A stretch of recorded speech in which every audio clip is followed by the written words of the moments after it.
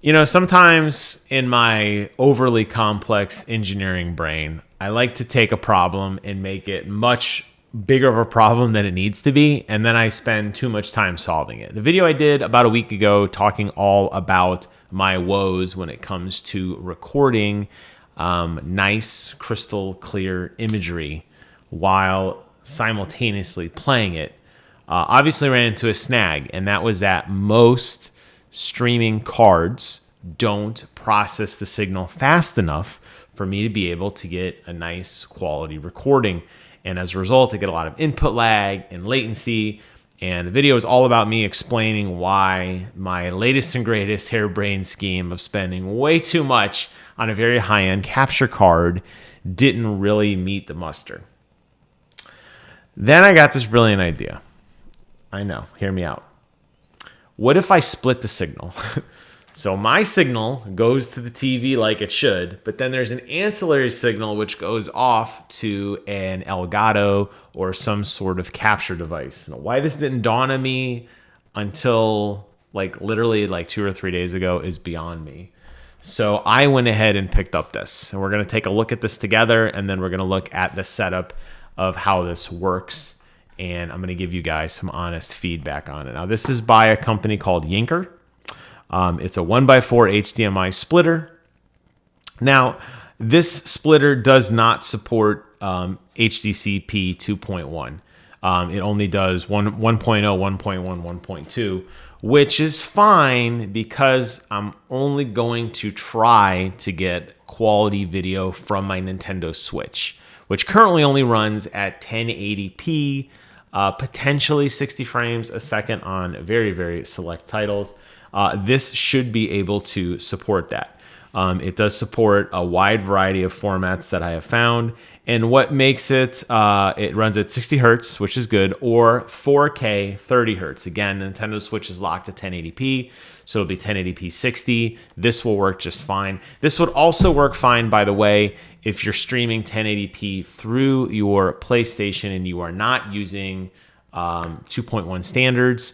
If you're not using 120 hertz display, this product would also work for you. And then I said, okay, I have to try it. So what I think will work about this, and we'll look at it together, you're going to basically plug your Switch into the input, right? And this is going to have two outputs. One's going to be permanently wired to the TV. I will never have to touch it. It will stay permanently wired till the end of time. It will pass through this device, no issue. The other port, and there are 4, but I'm only using 2 of them.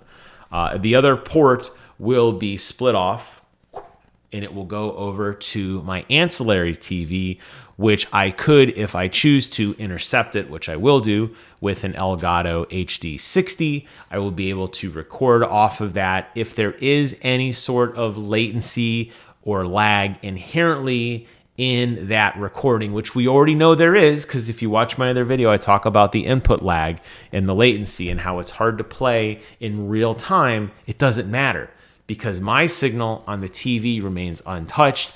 The other signal over here, if it's slow or there's any sort of latency and it takes a while to process everything, I don't care. It could take all day. And I could leave it on the other TV and watch it and make sure that the input quality looks good. I can still do commentary on it if I choose to. I most likely won't. I'm just going to do raw gameplay. I like to do voiceovers later on a nicer microphone rather than my little lavalier upstairs. But I think this is going to solve the problem. And it's so odd to me thinking about it, like looking back on everything in hindsight, of how simple this solution is and inexpensive it is.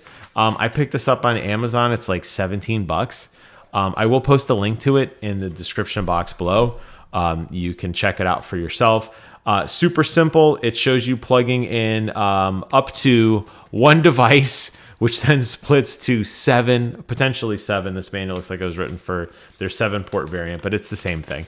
It's going to split out. As I said, it does support pretty much any video format you can want up to 1080p. It does support 1080i and 720p.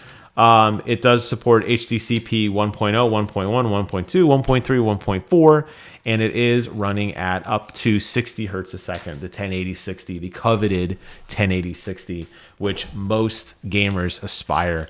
I still think, and it does do 4K 30 if you're one of those people who prefers quality over frame rate, but I think you're nuts. So box is short and sweet. Like I said, here it is from Yinker. On the back, there is their email if you need to send them any questions on tech support stuff. On the one port here on the back here, you can see an HDMI port in. That will be your signal from your console coming in. There is a little light here to show you if it is powered, and then there is a little 5-volt DC 5-volt brick that comes with it. We'll actually look at the brick in a second. That's on one side, and then on the other side, pretty simple. There are 4 HDMI ports, output 1, 2, 3, 4, all labeled. They will take the input signal and split it 4 ways simultaneously. So if you wanted to, for whatever reason, watch the same thing on 4 different displays, you could. In my situation and what my implementation of this will be, I just want to be able to get a copy of that signal to be able to record it without interfering with the current gameplay that I have. So expect a lot more Nintendo Switch videos from me. Right now, unfortunately, because I do run at a higher frame rate on PlayStation, and because I do run, you know, some of the more like 120 frames a second, 4K, that kind of stuff, something like this wouldn't necessarily work for that. They do have a product page on Amazon. I was just going to briefly look. They do sell quite a bit of switches. They do have a website where you can look at, they have 8-port USB consoles, 8x8 HDMI matrix with web control. They have different inputs, DVI, HDMI, SDI, VGA, if you're still running VGA. They do have a wireless adapter. They do have this 4-port switch here. I don't know if I see one of the big... actually, they do have it. They do have a 4-channel HDMI live stream switcher with a video mixer. It's significantly more expensive than the one I got. However, something like that could even potentially work for a PlayStation or an Xbox. So in concept, this cheaper, you know, kind of no frills little deal here will most likely get the job done. I'm really excited. Also in the box, you're going to get an HDMI cable, and you're also going to get the power brick, which makes a lot of noise because it's plasticky, and you're going to hear me open it, and then you're going to take a look at it. Nothing exciting here, just a little 2-port, 2-prong. It is a, in case you're wondering, 5-volt 1 amp. So pretty standard power brick here. Power brick plugs in, turns on, and then 1 signal goes in and 2 come out. So I'm going to pause the video here. I'm going to go upstairs. I'm going to wire this up, and we're going to take a look to see if this can run what I want it to do with my Nintendo Switch. So through the magic of the internet, we will be right back. All right, so quick editor's note. It dawned on me that I didn't do a good job explaining a splitter between a switcher. There are a lot of people who get the two mixed up all the time. I was looking on Reddit earlier tonight for, you know, reviews on this product and kind of inspiring what I wanted to talk about. A switcher is multiple inputs, 1 single output. You switch to the output. A splitter is 1 input, multiple simultaneous outputs. The key being simultaneous. So just wanted to clear that up, okay? All right, so ignore the rat's nest down here at the bottom, but I want to show that this is actually working. What I have here is exactly what I wanted. This proof of concept works. I'm very happy. Coming out from the Nintendo Switch, you have a single HDMI cable, which goes into the input right there above the word Yinker, right? That's my input, as I showed you before in the video. And then on the output, there's 4 outputs. I'm only using 2 right now. You can guess where they're going. Output 1 is going to the TV over here. Output 2 is going to the TV over there. Now, the ultimate goal here, right? The ultimate goal is to be able to play seamlessly on my TV without any interruption, without any disconnects, without any problems. And if I want to, be able to record or stream video gameplay simultaneously. That's where this cable is going to come in handy. That's going to plug directly into my Elgato Hd60, and I'm going to be able to bypass that signal and run it up to the TV over here. So on the left, I'll have my streaming PC set up. On the right, I'll have my normal gaming setup. If I don't want to use anything, well then I just don't plug that cable into anything. This one over here, it just stays unplugged because I always have that connection going onto the TV on the right.